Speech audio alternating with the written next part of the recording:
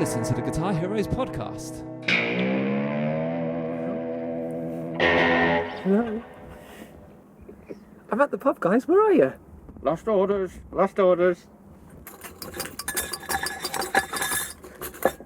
Oh, no. What's going on? What is going on? We're only joking. Yeah, last week was so successful from the pub. We're back at the pub. Only this time, Chris found us. He's been going around every pub in Weymouth looking for us. Yeah, it turns out we told him the wrong day. He turned up the day after us, and he's been waiting here ever since. And the sun's shining today, so we're actually outside. So if you do hear a bit of wind noise, I'll do my best in the edit to get rid of it. But usually the wind comes from me drinking too much port. So. Well, no chance of that today because Phil is on. A very cold glass of Heineken. I'm on Heineken because did you know that Heineken is vegan? Is it? Well, it's vegetarian at least, yeah. I'm not a vegan, I'm vegetarian. Yeah. Yeah, I learned this the other day from Phil that you wouldn't think about beer being vegetarian or not, would you? Well, I wouldn't. But oh, there's that wind again. We've got a makeshift windshield here, so bear with us. Yeah, something. What are you drinking, Lee? I've got liquidised ham in mine, so mine's definitely not vegetarian. Blended meat. Oh, I've got a Timothy Taylor's. Yeah, we did have a Timothy Taylor earlier. I'm now on a coffee. Leah seemed to have made his pint last a little longer than us. I'm good at that. Especially during these times when we all need to save a penny or two, make a little go a long way. I've got to be honest, I've made these 4 pints last quite a while. Yeah, we've been here all 10 minutes. Yeah. So accompanying these drinks, we've also had some chip butties as well. Oh, I love chip butty. Have you noticed that this podcast, I've said it before, but we started with great intentions. If you listen back, we should do that. We should listen back to episode 1 or 2, and you'll hear those great intentions playing out as we discuss guitars and music. And we really, and now it's just us in a pub talking about drinks and food. No doubt there'll be some hedgehog activity. I've got a bit of that. But also, you look at like me and Lee have been into this YouTube channel called Rate My Takeaway. It's brilliant, and he's a 250,000 subscribers. Just going around cafes, trying out food, and so we're taking a leaf out of his book naturally. Well, I guess you got to wait and see. I mean, let's look at you can't do it from the beginning, but let's look from a few weeks ago. How many people were listening to this podcast, and now we're from the pub. How many more are going to be listening to it? Listenership at home might have dropped off, but we've gained a few listeners in person because there are actually some people sat on the table nearby that are looking at us right now. So we had that last time as well. We did. We were setting this microphone up, people thinking we're from the government or something, or just two idiots. Well, now 3. One of those statements is true. We'll let you decide which. Yeah. So, as you may have guessed, we've come with no plan once again. So, what are we talking about? We've got the best part of a podcast out the way, as usual, already. Discussed all the interesting topics. Well, I thought we could jump on John Mayer's new release. It's been his first studio album since 2017. So, what are we looking at? 4 years now? Yeah. And obviously, we know he's been on tour with the Grateful Dead since 2015. Has he? Yeah. He's been on tour with them and doing what? Dead and Co. Yeah, Dead and Company, and he's almost been like the voice. He sings for them. He's almost been the voice. That. Yeah, it's so good. It's really cool. Nobody tells me anything. That's why he had. That's how he sort of got in with PRS. That's how that all started. Yeah. So when he had that thing made with all the switches and the 3 pickups, that was for him to start touring with them. Yeah. So that's sorry guys, I know nothing. This is the trouble with lockdowns. You get isolated from all this stuff. Like we need to bring you this information, Phil. Well, no, this was long before lockdown, and I didn't know then either. No, but no, it's been really successful, and I know he's going back out on the road with them soon. But I'm sure in this time he's learned so much, and obviously he's got his new release called The Last Train Home, which is off his new album being released in July next month, called Sob Rock, and the first single is, I've got to say, it's lovely. It's amazing. Actually, it's brilliant. You showed me today, didn't you? Yeah. On your new iPhone that you've got. My new iPhone SE 2020. Yeah, whatever that is. I don't know. It was it's the only one I could afford. It's an iPhone phone, and you show me, and you went, oh, it's a little bit Toto-esque, is this one? And I looked, and there's Lenny Castro Toto's percussionist, playing on it. Yeah. And then Jay, my wife, she was there Yeah. as well, and she goes, "Sounds a little bit country." And who appears on it? Maren Morris at the end. Going, Yeah. My God, this is Yeah. just It's killer. it is what it is. Do you know, It's in terms brilliant. of like a pop song, it's got that 80s vibe, and even with the video, it's got that kind of. I think the video, they've absolutely nailed it. They've Yeah. nailed it. It's not- Old, it's great not about this great is a car Philly going Gaines on past the, it. Yeah. on the keys. But also the quality is the Hyundai video's slightly. Santa Fe gone past. Sorry about that, guys. registration number. No. Yeah. But no, the video's got like a graininess to it, like you would almost expect from the 80s. It's not pristine like the HD versions that we have Oh, nowadays. sorry, I thought that was my crap internet. You're right. It's such a cool look. Yeah. That pink, it's pink, isn't it? The pink PRS guitar. has got, it really stands out in that video, and like, No, it doesn't. It's stupid. like, It's well, stupid. this is No. a rant for another day. Come on, Phil, don't hate on a PRS. I'm not. Come on. No. I'm sorry. I'm not a PRS guy, right? I'm not a PRS. But it's pink, Phil. It's pink. Yeah, I can think of a few other things that are pink as well that I don't like. Anyway, no, I'm sorry. I've tried. There are lovers and haters. Is this a rant? Because if it is, we need to cue. You'll have to cue the music We can't from the rant. pub. From the No, pub. it's Let's not. cue the music. It's not Come really on. What's a rant. halfway to a rant? It is. A rant. A rap. A rant. All right, go All on. right. Is it? Cueing the music from the pub is Phil's rant. Phil's rant. Phil's rant. What was that? Put your trousers back on, for Christ's sake. We're outside in the beer garden. All right. Okay. Well, all right. If there's anything that deflates my tyre, all right, Oh. it's the John Mayer Silver Sky. Is it called a Silver Sky? It is. Yeah. It is. My van's just gone past. Seriously. Yeah, my old van that With I someone sold. else driving. Yeah, no, I had a Mercedes Citan dual liner. Do you remember it? You saw that, a black one. It's yeah. literally just gone past it. Somebody in where I live Sure, bought that it. comes across well on the podcast. Yeah. Oh, sorry, guys. Yeah. So, right, okay. It's anything that scratches my alloys. Right. That was the comedy timing there. Someone dinged the plate.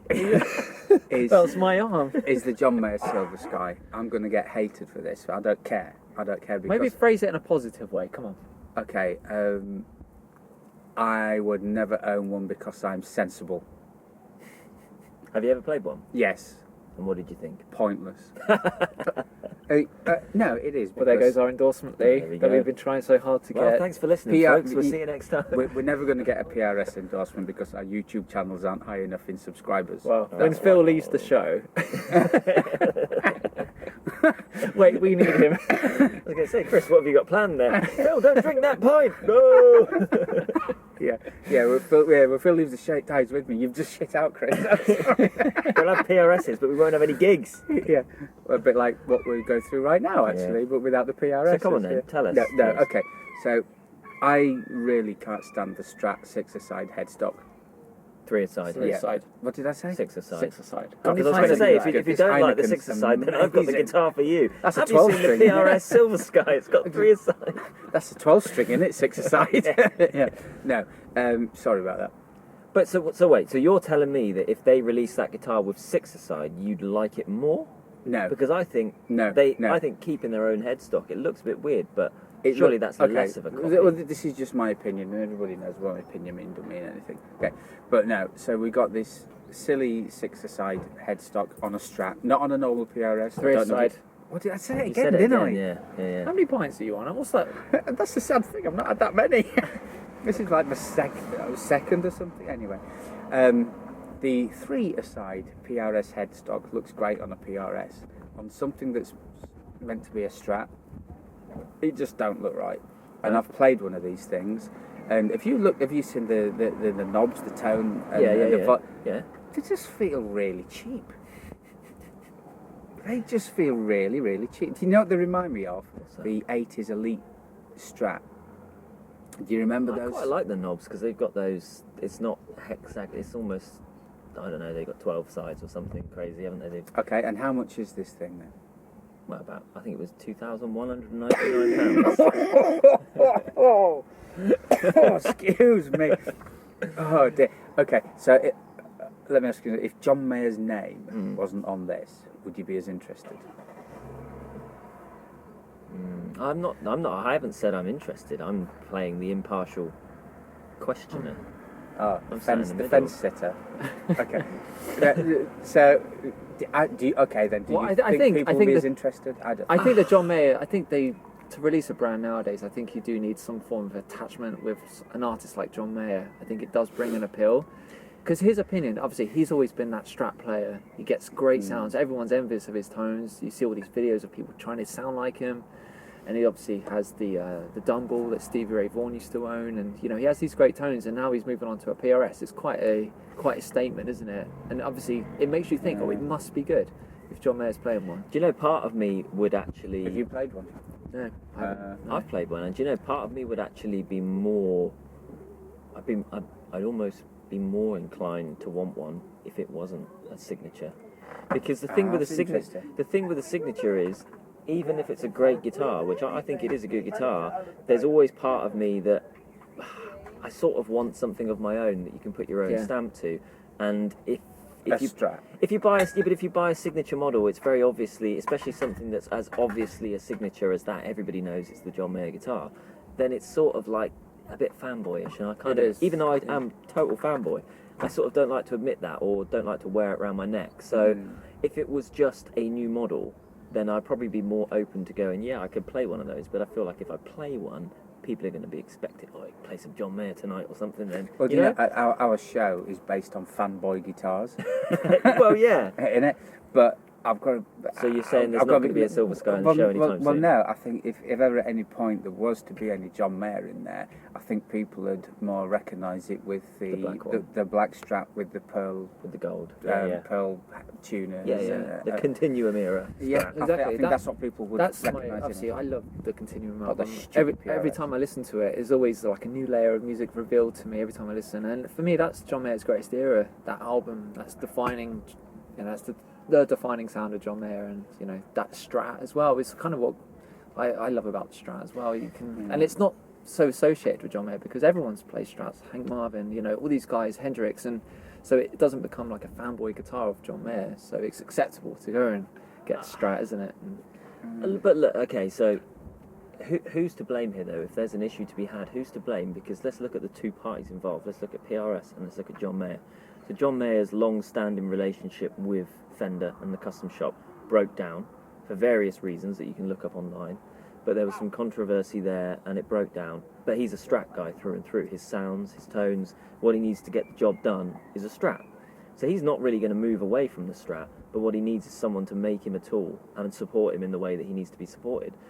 And everybody knows that PRS, whether you like them or not, the build quality, the customer second to care, none. the customer support is Brilliant. is second to none. And also the fact that I've heard him say in an interview, it's nice to be able to call up the guy who's got his name on the door and have a chat about your guitar, which obviously you can't do at Fender and Gibson anymore. But with PRS, he can speak straight to Paul and get stuff done.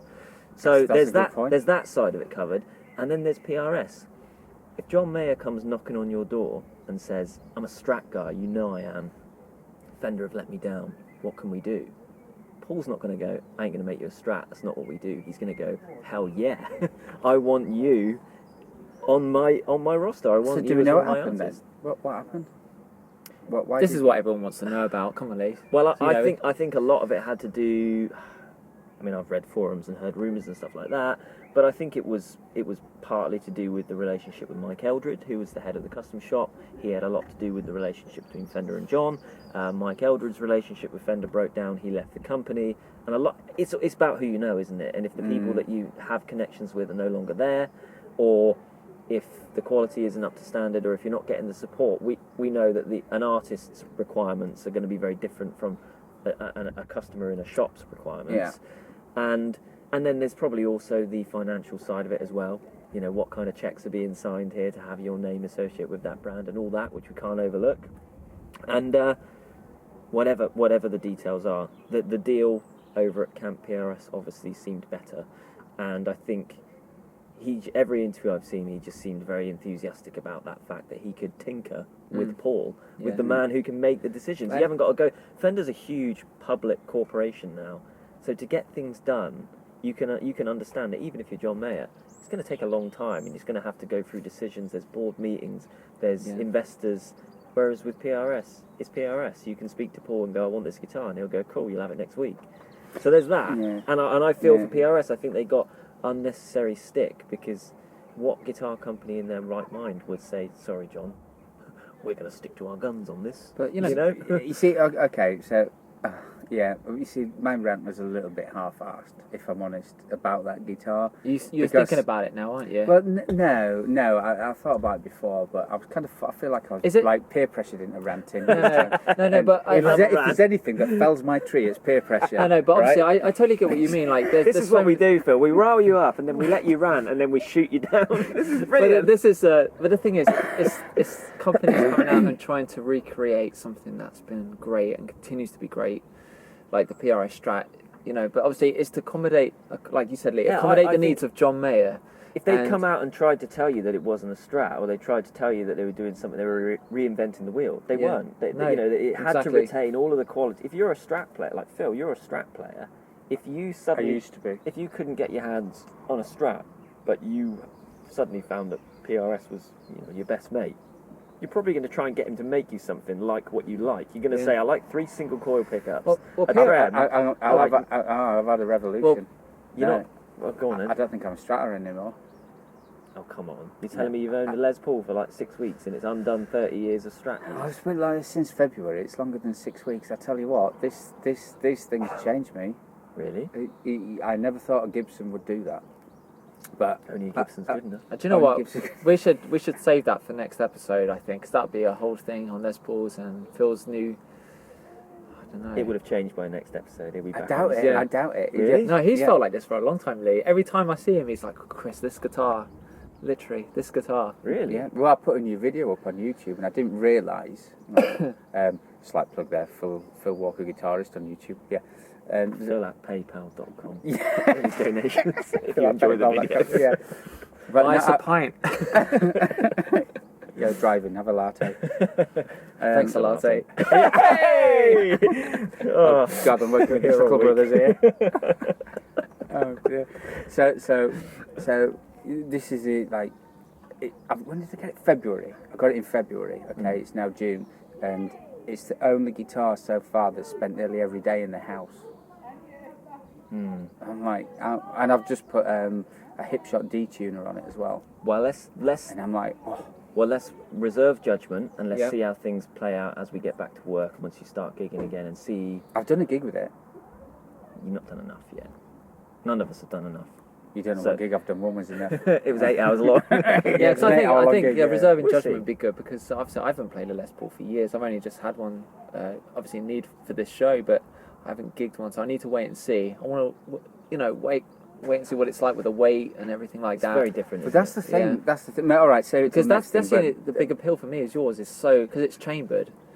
It's so much light. It's lighter than my Strat. I And, tell you like, what, Marmite guitar. It's a Marmite one, but I love Marmite. You know, it's delicious. You know, I got some and- Audi Marmite the other day. It was well running. It wasn't the same. Didn't have the same consistency. Well, don't Aldi, ever. Aldi's crap. No, No, Aldi's peanut great. butter that Yeah. Oh, I'm eating at the moment Apart from is pork. delicious. Oh, they do a Yeah, pork's biscotti, nice. like do like a biscuit Oh. spread as well, which is Oh. like it's like heaven in bread. Oh my goodness. in bread. on oh, bread. Oh, on bread. Right.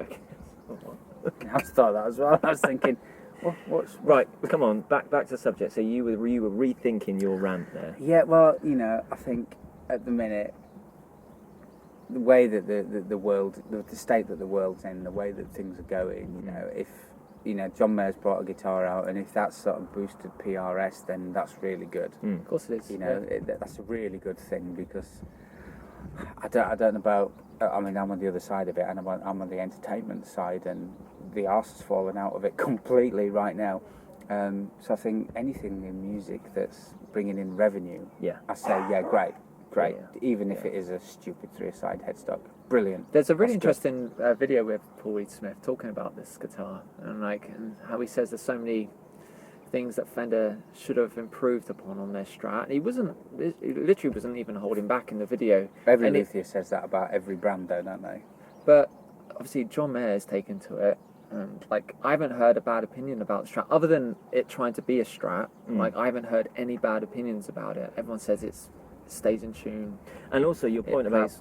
about price. I mean, yeah, it's not a cheap guitar, but then what American vintage Strat is pushing $2,000. We're not talking custom. Well, shop the now. Ultras are like 1,800, so Yeah, it's not like, far off. Prices have crept up, and I would argue that the PRS build quality is comparable to a custom shop build anyway. How many times does it So go you're through a probably check as actually well, those saving. guitars? But you're right about the cheapness.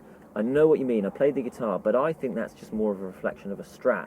Unless it's an aged guitar, new plastics on Fenders, there's something about plastic. Like a Gibson has so little amounts. It's a beautiful instrument to look at, isn't it? It looks expensive, whereas a Strat, it was never meant to look expensive. It was meant to do a job. So when you've got a screw-on scratch plate with pickups that pop in, you've got plastic knobs, all that sort of stuff. Like, how expensive can you make plastic look? The only stuff that looks expensive to me is the aged stuff, and that's only because we know that old vintage guitars are expensive. If you take that away, it's just grubby plastic, isn't it? I do like the maple necked versions. Oh yeah, I think that I saw on Instagram they'd done a couple of different versions. I think one was like a reddy and then one was like a yellowy greeny sort of colour. And both had maple necks and fingerboards. Yeah. And that looked quite nice. But Well, you like maple necks though, don't you? I as do well? like the maple necks. Yeah, I think. Do you know what? When you look at the plastic on one of these things and then you look at a rosewood neck, it reminds me of something you get from Argos. It just doesn't I know what you mean. seem like a signature. You know, Like just the black with the white pick guard. thousands of pounds worth. I of know. Maybe if you spent some real time with one, maybe toured it, maybe you would have a different opinion. I don't think I could do that. The- I don't think I could do that. No, literally, I don't. I mean, But the thing is, you don't need to. That's the difference as well. no, and I'll never probably in that position where I get offered that type of thing. But I think they made some cool changes. I think like the colour scheme, he took all the colours from like modern. They said this is one nice thing about sort of reinventing a Strat is that you can kind of move things forward. Because Fender and Gibson, these legacy brands, to a certain degree, they're always going to be stuck in the their days of their prime, aren't they? They're never really going to escape how great their history is, which is a good thing and a bad thing. It stops you moving forward. Whereas a company like PRS that doesn't really have that legacy behind it, it can always look forward. And so doing things like the colour schemes are all taken from contemporary, like I think the red is from Teslas, the greys are from like iPods. is that true? Yeah, he took all the colour schemes from like contemporary things for the modern age, like bits of technology in the modern world. So any colour would have been inspired by something else, and they would have really tried hard to match that. Oh, you see, I'm beginning to think my rant's totally unjustified now. Things like, if you look at the headstock, I don't know if you've noticed, but on a PRS, the two sides of it, so either side of the nut, are usually more symmetrical. But on the Silver Sky, they extended it so it is slightly offset. Like the horn is slightly offset because he's so used to playing with his thumb over the top. Yeah, You want yeah, that to yeah. feel like the carve of a Strat neck.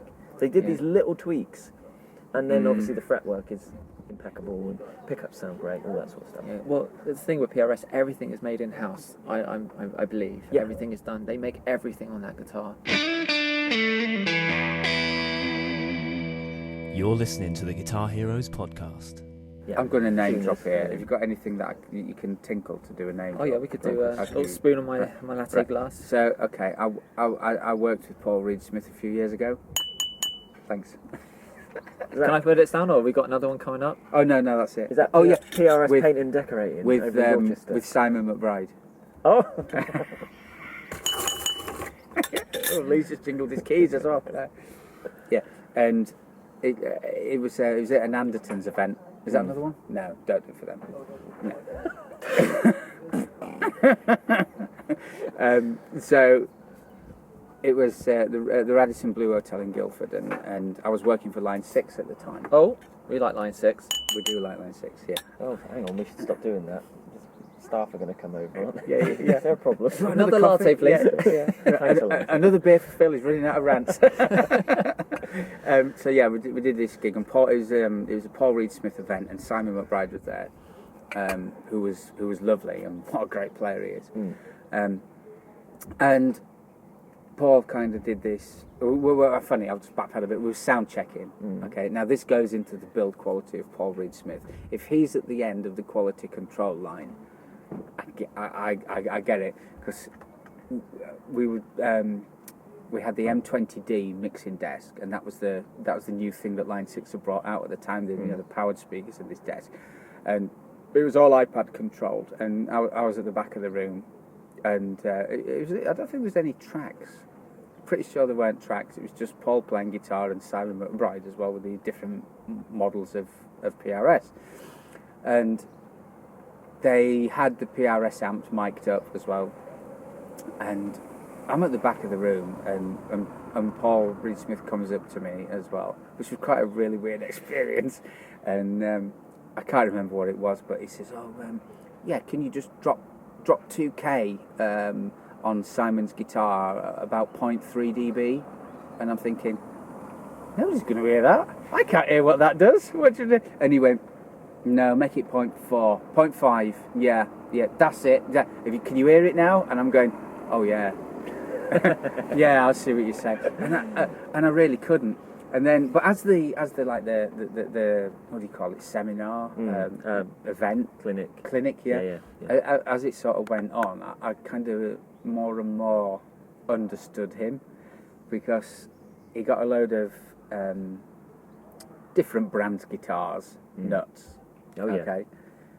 And he dropped them all on a table, like they all sounded differently. And he dropped one of his, and right, I shit you not, I can still hear the resonance from it. It played Little Wing. No. yeah. A space shuttle shot up into the air. It's like playing Stairway to Heaven. Yeah. And everybody just wet themselves. You could hear the difference. You can hear the difference in it. And it was telling all sorts of stories about, Santana, and how he virtually had to force the guitar onto Carlos Santana and things like that. But it was a really interesting night, and I came away with a kind of although it was a little bit of a. I don't want to diss somebody like Paul Reed Smith, because what they've done is probably far greater than anything I'll ever do. Listening, and he's probably listening to this podcast, yeah. But there were certain things like, he'd say about his guitars, and then, it'd go on about a 1959 Les Paul and what have you, and he'd go, just try one, you'll see the difference. Then someone would put their hand up and he'd go, yeah, hi, Mike Smith from Guildford. Where the hell am I supposed to try a 1959 Les Paul? And he couldn't quite grasp that. What do you mean you can't go try a 1959 Les Paul? Yeah. So certain things like that was a bit he didn't quite get from normal mortals like us. But yeah, well, I mean, the guy's got. He must be an alien or something, because his hearing obviously was far superior to mine. He could hear things that I couldn't hear, and probably that's why his guitars, when they roll off the production line, probably very rarely go back for this ain't right or that ain't right. Once it comes off, it's right until Chris knocks it off a stand. I was going to jump in with my PRS. I mean, which part of it, Chris? We'll go from the beginning.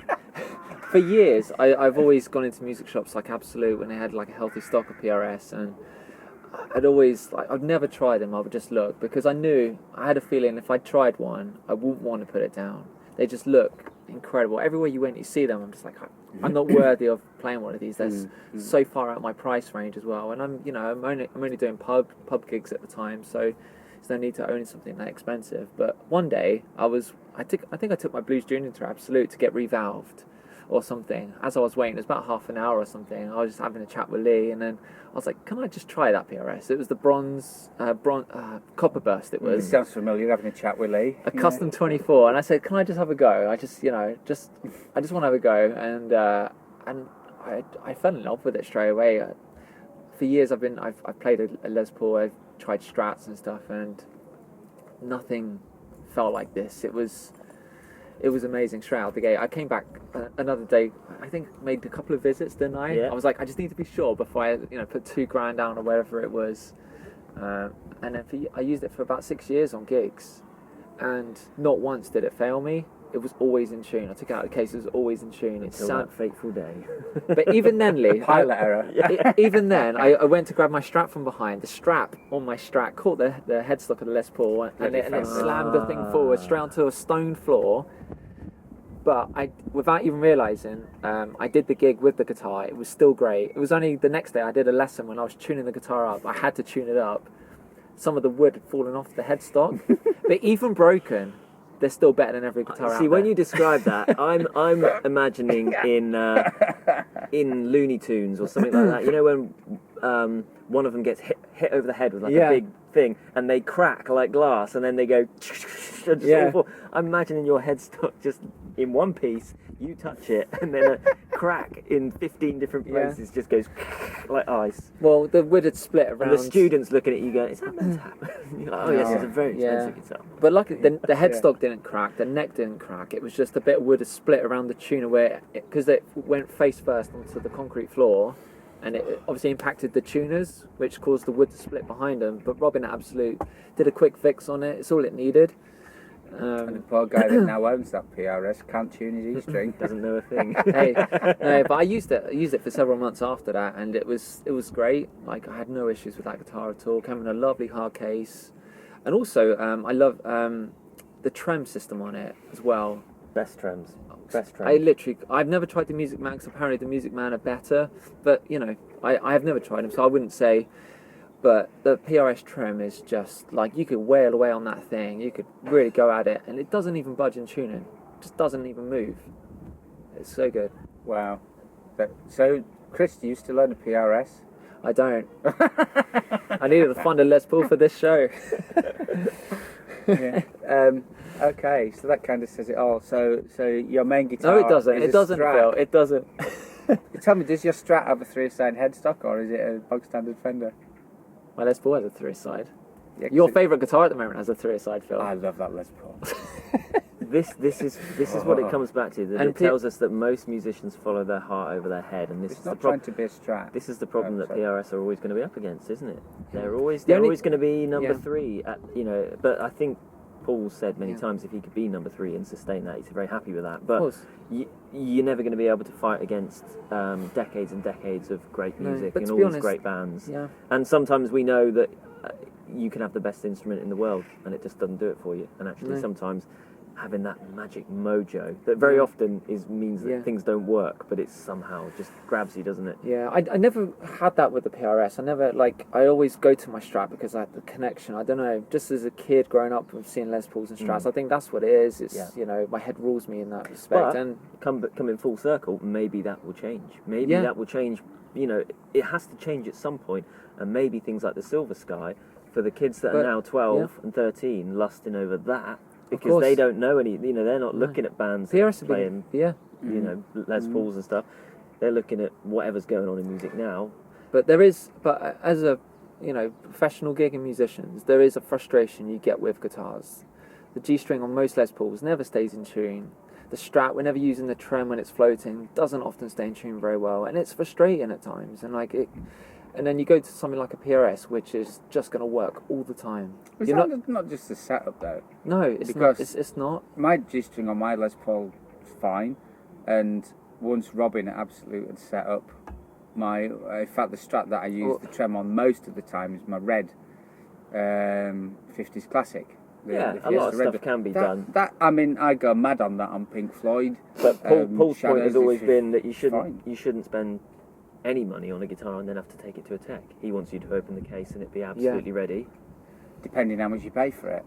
Well, Even the guitars are not cheap, are No, they? but the SE lines are honestly incredible. Like, you get so much value for money. You compare the SE lines to like the Les Paul, to Gibson's, and even the Fender range of that price. Like, they're so far apart. Like, in terms of quality, it's. Oh, I think I agree with you. PRS have covered ground across all price points. They only start from mid to high, don't they? I don't think they have anything that's no, low. They do. They did have some. I don't know if they're still making them, but they did some guitars that were £400. Oh, right, okay. Yeah. I had a Tremonti. I had a Tremonti. Did you have a Tremonti? No. Was it black? Yeah. I put silver knobs on it. Does it look better? Tremonti. SE Tremonti. Is it SE? Is Yeah, it? yeah, It SE. weren't expensive. But this is the thing. That was it stayed in tune. It sounded great. It's just boring. Yeah. It's just like meh. But the thing is, the annoying thing is the SEs are so good. I remember at a wedding gig, someone come up to me and said, "Oh, I've got an SE." I I'm like, fuck. But having a custom 24 there, it's worth like tons of money. And then he's like, oh, I've got an SE. Actually, I've got a friend who plays in he's a mechanic, and he plays in a band, local band and what have you, and he's just had his SE set up. Yeah. He's had it, bought it brand new from Absolute probably 3-4 years ago, gigged it quite a lot in pubs and beer spilt on it and what have you, and it was having a few problems with the trem, it weren't coming back up in tune properly and things like that, and he's like, oh, should I just get a new guitar? Or he's like, and he actually really likes the guitar, so he spent, I don't know, 60 quid at Absolute on a setup and a new set of strings, and he's off again, he's really happy with it, you know. It's like, oh. But going back to the John Mayer song, like, you close your eyes, not knowing that he's playing a PRS, you listen to the tone he's got. I don't know if he's using a Soldano, in the video he has a Soldano set up. And it's that Clapton sound, and you just close your eyes and you're like, Christ, that is probably one of the best guitar sounds I've ever heard. Yeah. It's like, it's got like a fuzz on there, maybe. I don't know. It is a bit unapologetically Clapton. If I could have one criticism, and it's hard for me to do, but it is sometimes he just gets a little bit too close to the line with the Clapton thing. And actually, I watched the vibrato when he did that, and because I have to do that on the guitar show, I have to try and get the Clapton vibrato. And I noticed he was doing that, and it's not an easy thing to do because you've got to literally release your complete hand and just it's almost like a classical guitar vibrato, isn't it? Where you just kind of shake the string, you don't bend the string. He's almost going up and down with it. Yeah, it's a really weird thing. And, you know, I mean, he's admitted himself. I can't remember which album, or maybe it was on the live DVD. Somewhere he said in the liner notes. This shows I'm a complete nerd, but he said he actually put a thank you to Eric Clapton for letting me steal all of his tricks and being so cool about it, or something like that. But this tune is straight up Journeyman. Yeah. Era. Well, Clapton's always said John Mayer is the. I need a wee. Oh, don't leave me with Chris. I'm leaving. Oh no. I've been holding it for ages. It's going to be 3 minutes of dead air now. Yeah, and he went. Hi, Chris. Yeah, and he just went like. What should we talk about in Phil? Oh, he's back. He's back. Oh, he's back. Hi, Phil. Tell me we've moved on from that f***ing PRS. Well, actually, I was just saying we should probably wrap it up because we've waffled on for 37 minutes now, and I'm not sure how much patience our listeners have for three guys talking in a car park of a pub. If you were all here, it'd be good. Yeah.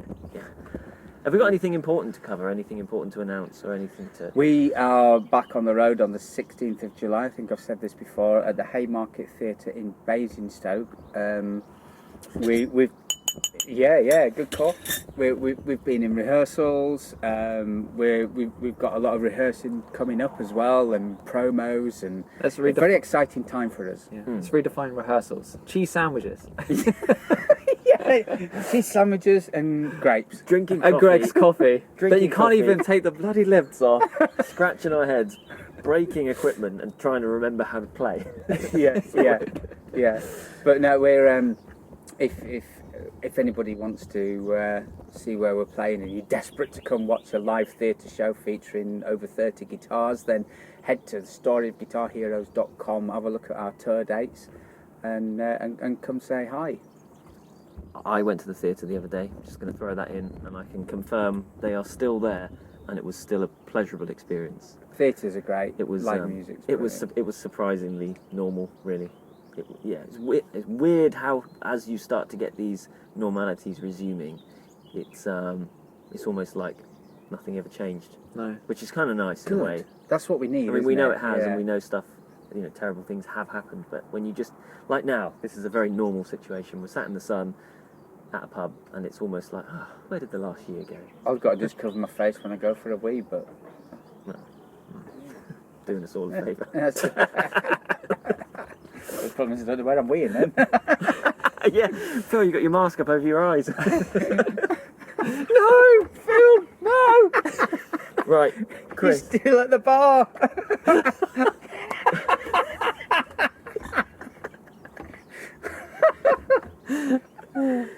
Chris, as you missed last week, I'm going to let you wrap up and do the socials and stuff today. Okay. So, if you want to find us or get in touch, or maybe kind of share some thoughts on today's episode. Episode 28, by the way. Episode 28. 28 weeks. Do you love PRS guitars? Are they a bit Marmite for you? Let us know.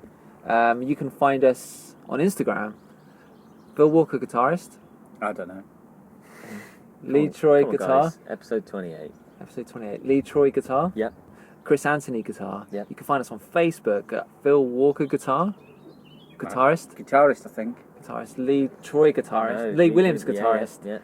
Chris Anthony guitar. Can I ask you a question? yeah. How have we got it different on every platform? I've That's kept stupid. mine's the same on all. Mine's the same on all of them.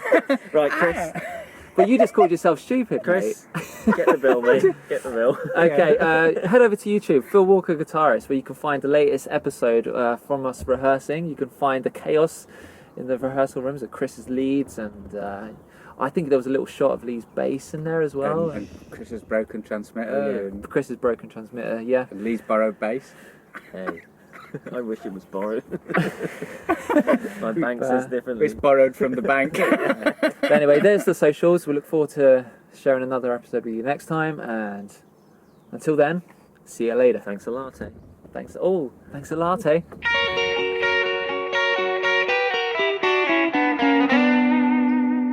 Hello, guys. Sorry, I'm not the one paying for all of this. Sorry.